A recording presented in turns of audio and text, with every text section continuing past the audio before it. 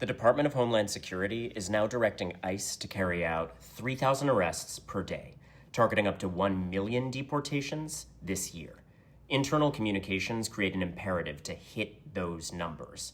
Since this directive went into place, arrests of undocumented individuals without criminal records have risen by more than 800%. Every country has a right to enforce its borders. The question is, what happens when enforcement is driven by quotas like this? Well, here are the facts. In law enforcement contexts, studies and historical examples show us that quota systems like this are dangerous.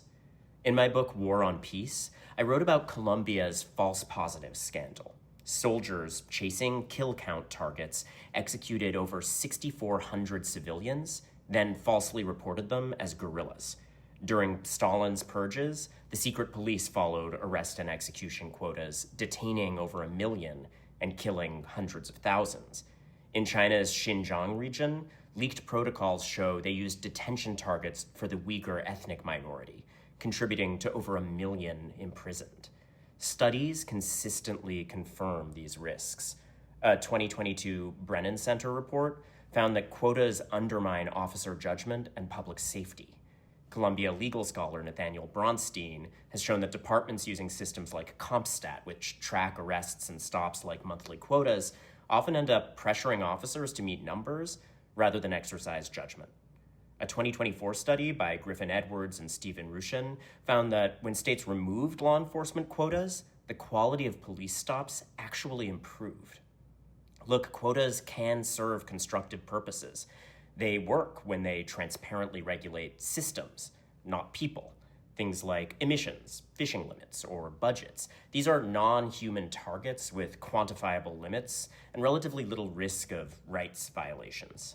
When quotas involve people, they can work in non-punitive settings, especially in smaller contexts with a lot of space for carefully individualized decisions and oversight.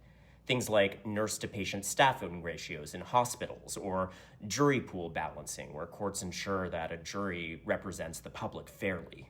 But not in law enforcement, and not with groups this large. ICE's 3,000 per day quota is already underscoring this lesson. Non-criminal individuals are being arrested at a record pace.